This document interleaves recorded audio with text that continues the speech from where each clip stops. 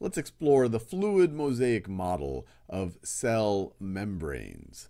Now, why is it called the fluid mosaic model? Well, if we were to look at a cell membrane, and just to be clear what we're looking at, if this is a cell right over here, if this is a cell, and this is its membrane, this is the membrane, it's kind of what keeps the cell, the inside of the cell, separated from whatever is outside the cell.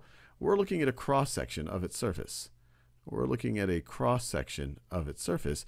Where down here, this is inside the cell. If we look at it relative to this diagram, this is inside the cell, and this is outside.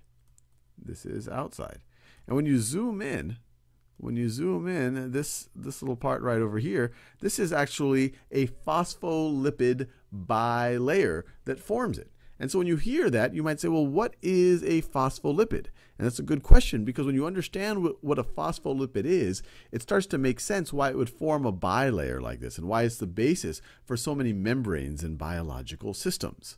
So this is indicative of a phospholipid. And as its name implies, and let me write that down, this is a phospholipid. It's a lipid that involves a phosphate group. And in general, the word lipid, and we have a whole video on lipids, means something that doesn't dissolve so well in water. And that's true as the case of this phospholipid. You have these hydrocarbon tails that are coming from fatty acids. And so these hydrocarbon tails, they have no obvious charge or no obvious polarity. We know that water is a polar molecule. That's what gives it its hydrogen bonds, and it's attracted to itself. But these don't have those, and so they're not going to be attracted to the water. The water's not going to be attracted to them, and so these tails are hydrophobic. So you have hydrophobic tails, and these are really kind of the lipid part of the phospholipids. And then you have the phosphate head. You have the phosphate head right over here. And as you can clearly see, this has some charge. Charged molecules do well in polar substances like water. They're going to dissolve well. And so this part right over here is going to be hydrophilic. Hydrophilic. And actually, molecules that have a hydrophilic part and a hydrophobic part, there's a special word for them, amphipathic, a word that I sometimes have trouble saying. So phospholipids are amphipathic, which means that they have both a hydrophilic end, a part that is attracted to water, and a hydrophobic end that is not attracted to water. And hopefully that starts to explain why they organize themselves in this way. Because you can imagine the hydrophilic heads are going to want to be where the water is, which is going to be either outside the cell or inside the cells. And the tails are hydrophobic. The water is going to go away from them, or they're going to go away from the water. And so they're just going to face each other, and they're going to be on the inside of the membrane. But the really cool thing is a structure like this, having this amphipathic molecule, allows things like these lipid bilayers, I should say, to form. And it's actually fascinating if we think that if you go far back enough, even before life in cellular form formed, that you might have had phospholipids spontaneously forming these spheres where you have a bilayer, a lipid bilayer. So you can imagine something. Let me see if I drew a cross section. Let me see if I could draw it relatively neatly. So I think I'll draw half of it just because you get, well, I'll draw the whole thing. Hopefully you get the idea. So that would be one layer of the phosphate heads facing the outside. This is the inner layer. And I'm doing a cross section right over here. And then you have your hydrophobic tails. So your hydrophobic tails, let me do that in a different color. So your hydrophobic tails, I think you get the picture. We have a bunch of hydrophobic tails on either end. And then you could spontaneously form a structure like this, which starts to feel like, hey, well, maybe there's a protocell forming. And obviously, to actually have real life, you have to have some form of information that can be passed on. And you have to have some type of metabolism. And the cell is living in all of the definitions of life. But at least this basic structure of the cellular membrane, you can imagine how it forms in kind of in a pre-life state even, by virtue of amphipathic molecules like a phospholipid. So fair enough, we're able to form this phospholipid bilayer. But what are all these other things that I have drawn here?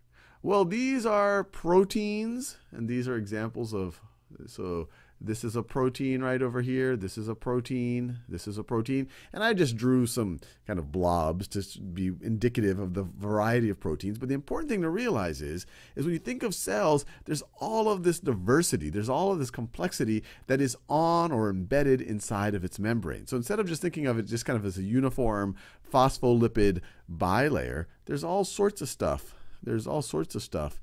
Maybe if we view this as a cross section, there's all sorts of stuff embedded in it. And we see it right over here in this diagram. You could say there's a mosaic of things embedded in it. A mosaic is a picture made up of a bunch of different components of all different colors, and you can see that you have all different components here, different types of proteins. You have proteins like this that go across the membrane. We call these transmembrane proteins. They're a special class of integral proteins. You have integral proteins like this that might only interact with one part of the bilayer, while these kind of go across it.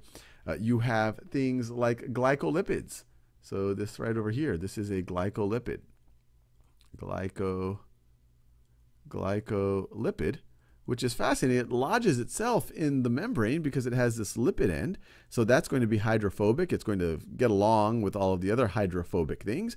But then it has an end that's really a chain of sugars. And that part is going to be hydrophilic. It's going to sit outside of the cell. And these chains of sugars, these are actually key for cell-cell recognition. Your immune system uses these to differentiate between which cells are the ones that are actually from my body, the ones that I don't want to mess with, the ones I want to protect, and which cells are the ones that are foreign, the ones that I might want to attack. When people talk about blood type, they're talking about, well, what type of specific glycolipids do you have on certain on cells? And there's all sorts of, and that's not all we're talking about when we talk about glycolipids as kind of a way for cells to be recognized or to be tagged in different ways. So it's a fascinating thing that these chains of sugars can lead to such complex behavior and frankly such useful behavior from our point of view.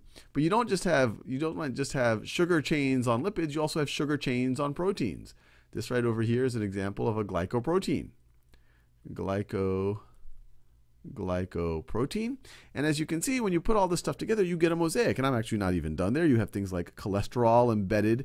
Cholesterol is a lipid, so it's going to sit in the hydrophobic part of the membrane. And that actually helps with the fluidity of the membrane, making sure it's not too fluid or not too stiff. So this is cholesterol right over there. So you see this mosaic of stuff, but what about the fluid part?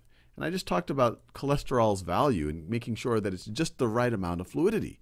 What's neat about this is this isn't a rigid structure. If this thing were to be jostled around a little bit, or maybe it would be plucked out somehow, the phospholipids would just spontaneously rearrange to fill in the gap. You can imagine these things are all flowing around, that this membrane actually has a consistency of kind of oil or salad dressing. So it isn't it isn't like a rubbery texture like you might imagine, or a membrane like a balloon. It's actually fluid.